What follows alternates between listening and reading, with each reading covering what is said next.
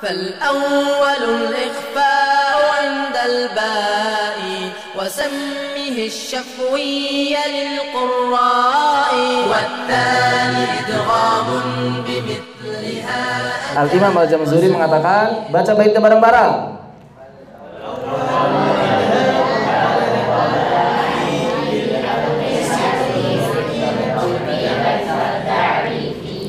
Fal awwalul izharu qabla ahrufi lil halqi sittun rutibat fal ta'rifi. Gak enak kan? Hamzun fahaun ainun hamzun fahaun thumma ainun ha'u muhmalatani thumma ghainun kha'u. Dah, dan keterusan. Hamzun fahaun thumma ainun ha'u muhmalatani thumma ghainun kha'u. Fal awwalu, dan yang pertama al-izharu adalah izhar qabla ahrufi, sebelum huruf-huruf, lil halqi yang keluar dari halaq, situn ada 6 hurufnya, rutibat yang tersusun, fal ta'rifi maka ketahuilah. Apa saja? Hamzun yaitu hamzah, fahaun kemudian ha dan juga ha, thumma kemudian ainun ha'u, ain dan juga ha, muhmalatani yang ain dan ha ini enggak bertitik, thumma ghainun kha'u dan ghain kha. Kenapa mesti disebutin muhmalatan enggak bertitik? Karena kadang orang Arab nulis itu ain dan ghain enggak pakai titik dua-duanya, tapi mereka tahu mana yang ain mana yang ghain. Biasanya disebut ain muhmalah, berarti namanya ain apa? Ain tanpa titik, ain berarti. Kalau ghain biasanya apa? Mu'jamah. Disebutnya yang bertitik mu'jam. Mu'jamah.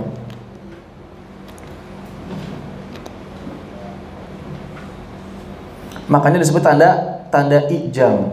Ya, tanda titik itu namanya tanda ijam. Nuqatul ijam. Berasal dari kata ajam, orang ajam. Jadi tandanya orang ajam. Tanda buat orang-orang ajam. Thumma ghainun kha'u. Jadi ada 6. Apa saja? Huruf nun sakinah dan tanwin dibaca izhar, dibaca dengan jelas, tidak mengalami perubahan suara sedikit pun manakala bertemu dengan 6 huruf. Apa saja huruf-hurufnya? Hamzun fahaun thumma ainun ha'u muhmalatani thumma ghainun kha'u. Enggak ngantuk kan? Mantap. Apa itu izhar? Ya, izhar itu adalah ikhrajul harfil mudhar min makhrajihi min ghairi ghunnatin zahirah. Pakai domatain, pakai kasratain. Diubah bi ghairi ghunnatin zahiratin. Typo. Mudhaf ilaih. Bi ghairi ghunnatin zahirah. Ai zaidah atau gunnah tambahan. Jadi ketika kita mengucapkan huruf nun sakinah dan tanwin bertemu dengan hamzah, ha, ain, ha, ghain, kha, mereka tidak boleh ditambah-tambahkan gunnahnya, juga tidak boleh dikurangi gunnahnya, juga tidak boleh diubah sifatnya, juga tidak boleh dikurangi atau ditambahkan sifatnya. Pokoknya tidak boleh ada yang berubah sedikit pun. Sama persis dengan pada saat kita mengucapkan en. Coba semuanya, en, an, in, un. Maka begitulah ketika bertemu huruf-huruf halaq, suaranya begitu, tidak berubah sama sekali. Jadi nggak ada misalnya nambahin qalqalah, nggak ada. Ya, berarti kalau ada yang menambahkan qalqalah, lahan. Juga tidak ditambahkan, dipanjangkan suaranya. Contohnya kayak gimana? An'amta alaihim, lahan.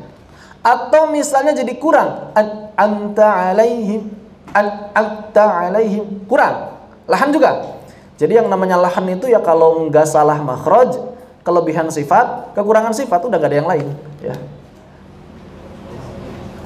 Kalau dalam konteksnya makhraj dan sifat. Maksudnya ialah mengucapkan sakinah dan tanwin dengan jelas tanpa disertai gunnah tambahan, persis sebagaimana mengucapkannya saat sendirian, tanpa menyamarkannya, tanpa ada jeda, tanpa memantulkannya. Ya gampangnya lah, sempurna makhrajnya, sempurna sifatnya. Itulah yang disebut dengan izhar, begitu.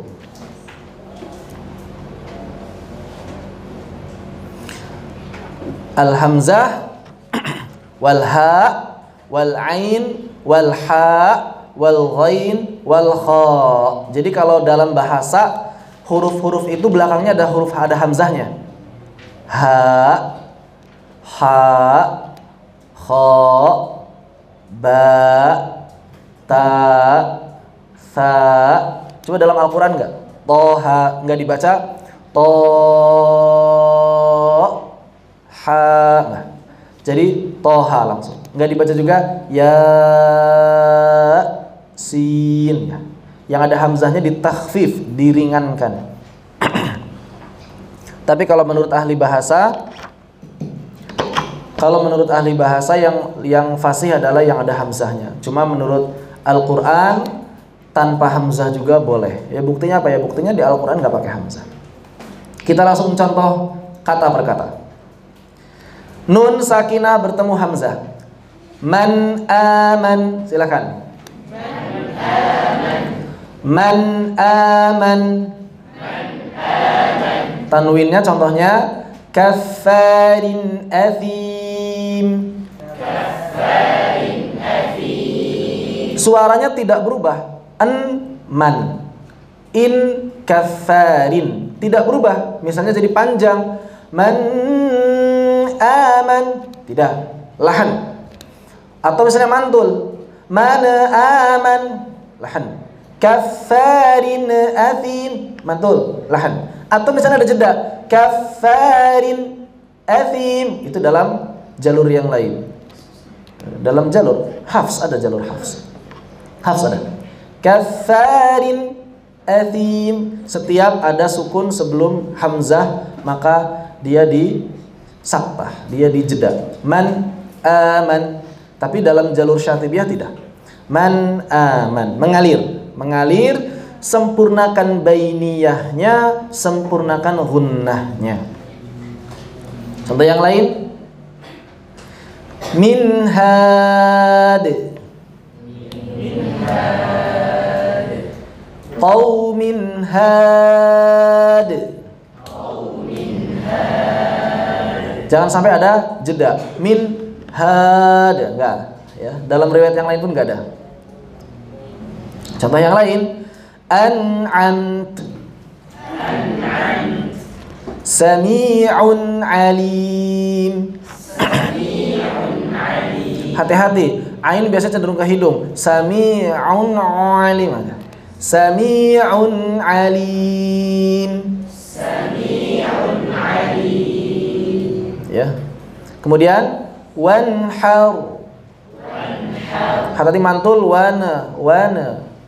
Alimun hakim.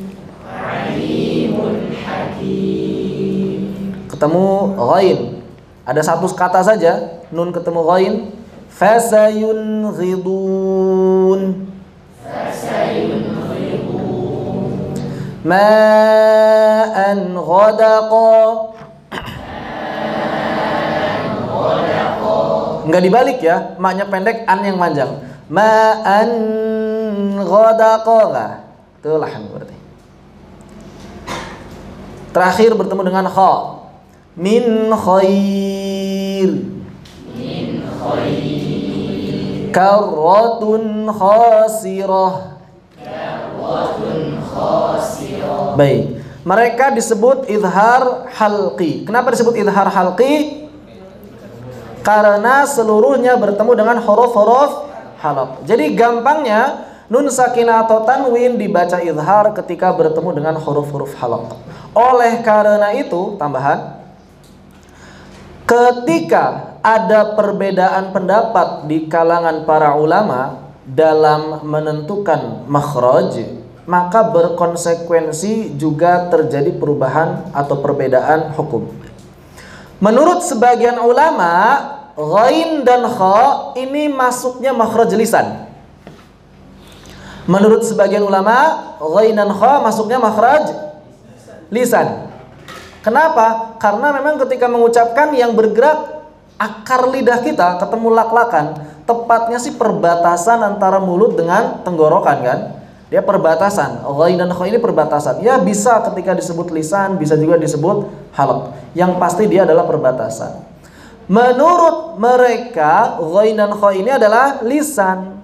Terus hubungannya dengan nun sakinah dan tanwin apa? Maka dalam riwayat yang mengambil madhab ini, ketika nun sakinah bertemu ghain atau nun sakinah bertemu kha, dia tidak diizharkan, melainkan diikhfakan sama dengan ketika bertemu huruf-huruf lisan yang lain atau kebanyakan huruf lisan.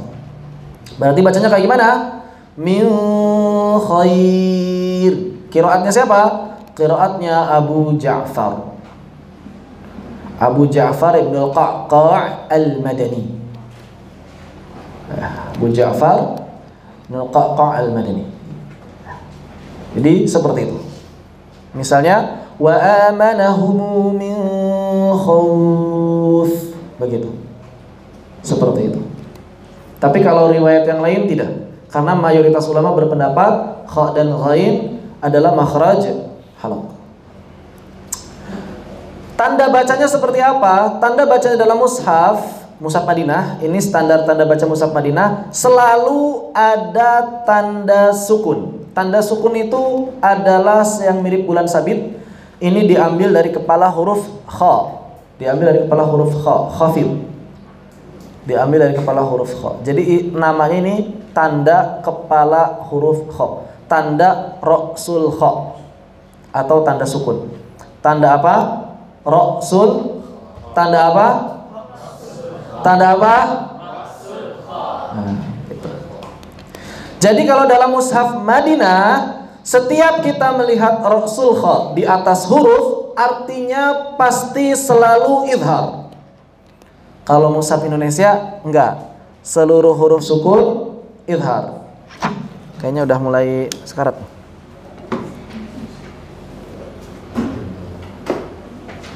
Begini saja. Baik, tes. Kok beda suaranya? Enakan itu ya? Menipu. Ya, masih bisa. Tes. Ini masih ada baterai ini. Oh, habis. Jadi kalau dalam mushaf Indonesia, mau izhar, mau ikhfa, mau idgham, mau iqlab, selalu ada sukunnya. Kalau mushaf Madinah enggak, yang ada sukunnya hanya izhar saja. Itu bedanya. Kok bisa beda begitu? Ya enggak apa-apa, ini tanda baca. Tanda baca itu enggak ada di zaman Nabi. Tanda baca itu tidak ada di zaman Nabi. Ya. Baru ada itu beberapa abad setelah zaman sahabat. Di zaman Nabi itu jangankan tanda baca, titik saja tidak ada. Jangankan titik, hamzah itu si hamzah, ya, yang kecil sebelum alif itu nggak ada di zaman Nabi. Suaranya ada, bentuknya nggak ada. Begitu. Itu semuanya adalah tambahan dari para ulama supaya mempermudah antum baca Al-Quran. Jadi kalau misalnya antum ingin memakai atau menggunakan Al-Quran Rasm Utsmani yang murni, berarti tanpa ada harokat, tanpa ada titik, tanpa ada tanda apapun, bukan sekedar Arab gundul berarti ya. Itu apa itu? Ya pokoknya lebih dari gundul, apa namanya? Kan kalau Arab gundul itu cuma gak ada harokat, ini gak ada titik, gak ada titik. Kayak gimana kira-kira bacanya?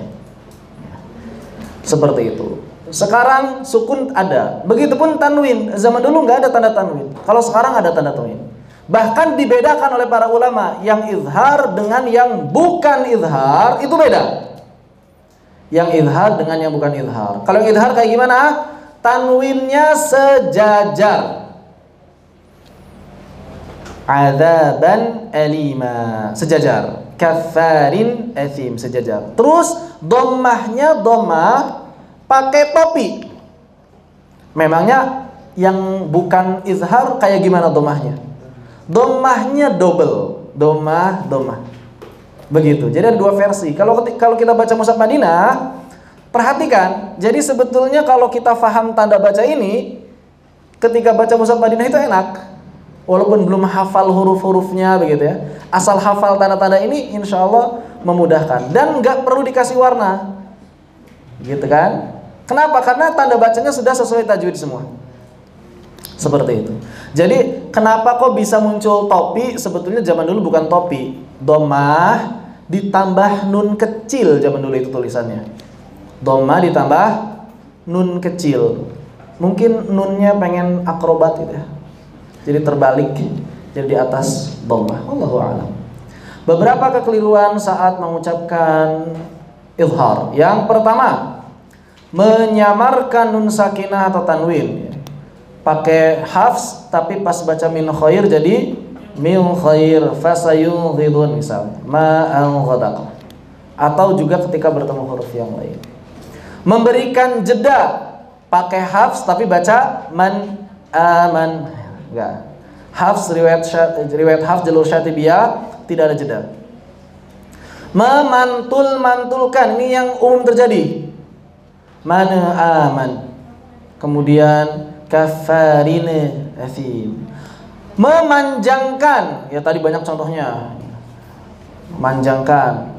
Atau ketika di akhir dipanjangkan. Kalau di akhir itu kan selalu izhar. Kenapa? Karena nggak ketemu huruf lain kan. Misalnya ketika kita baca alhamdulillahi rabbil alamin, satu harokat aja.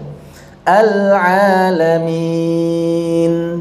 Enggak dibaca al-alamin kecuali bertasydid. Mengurangi atau menyamarkan bacaan. Kalau tadi berlebihan, kalau ini dikurangi gunahnya. Biasanya seringnya kalau di akhir. Alhamdulillahi rabbil alamin. Ada gunahnya enggak? Al-alamin. Kurang. Harusnya sempurnakan bainiyah dan gunahnya. Al-alamin. Min. Bukan min. Paham bedanya? Min. Tidak dipanjangkan, tidak dikurangi. Atau menambah sifat baru. Ini sering ditemukan. Juga ketika di akhir biasanya. Al-alamin. Nggak jelas ditambah apa gitu ya. Maksudnya apa? Ya nggak jelas gitu. Kadang-kadang ada yang begitu. Al-alamin. Mim juga sama. Ar-Rahmanir Rahim. Nggak jelas itu maksudnya supaya apa begitu. Intinya sudah berubah suaranya dari suara asal, maka tidak diperbolehkan. Kalau sudah berubah dari suara asal maka tidak diperbolehkan.